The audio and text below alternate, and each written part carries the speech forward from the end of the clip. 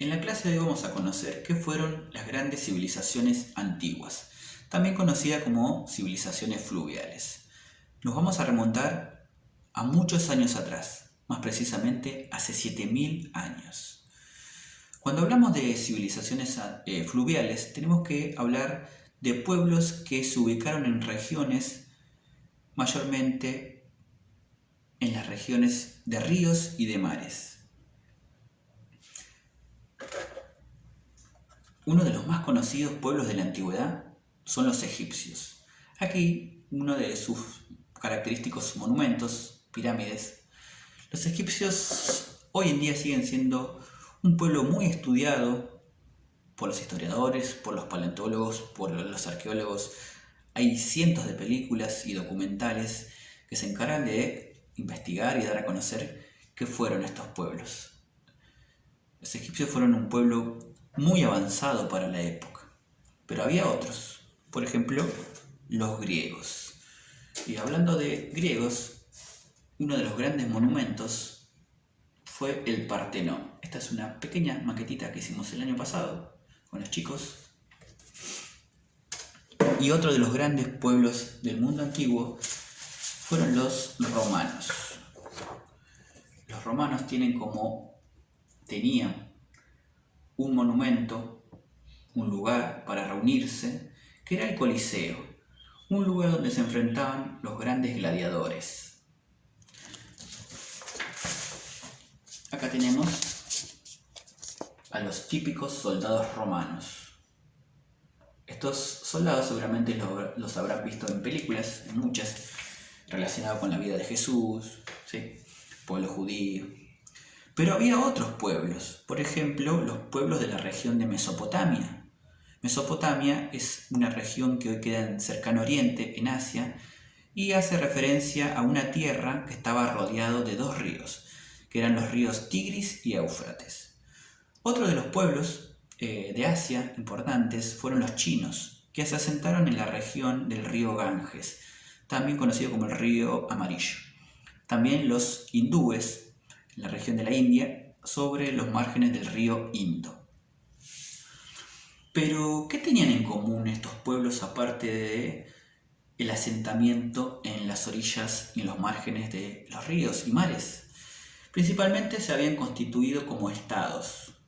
Y los estados tienen una organización política, jerarquizada, una estructura particular, donde hay una cabeza, un líder, en este caso un rey o emperador.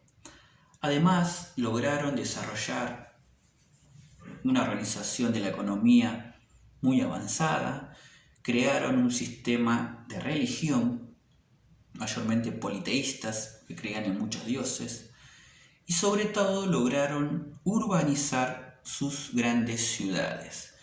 Cuando hablamos de urbanización tenemos que hablar de monumentos, de palacios, la construcción de diques, acueductos, pavimentación de calles, y sobre todo lograron desarrollar la cultura. Cuando hablamos de la cultura tenemos que hablar sobre el desarrollo de las ciencias, la astronomía, por ejemplo, en los egipcios. Y sobre todo, tenían ejércitos muy poderosos.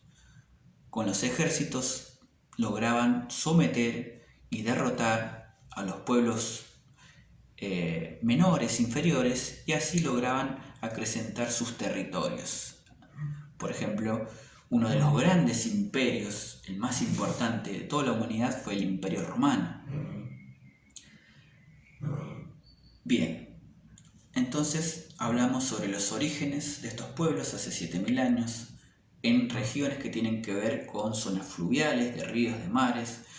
Hablamos que tenían en común la constitución de estados, organización políticas diferentes, estructuradas, modernas. Hablamos sobre creación de sistemas religiosos y también un conjunto de leyes.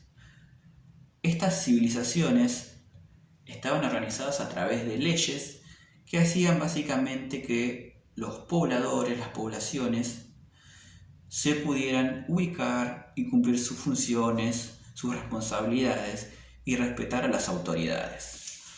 Otra de las grandes características de estas grandes civilizaciones era la diferencia entre las clases sociales. Había una clase de privilegiados que mayormente estaba integrada por el rey, su familia, los sacerdotes y los nobles.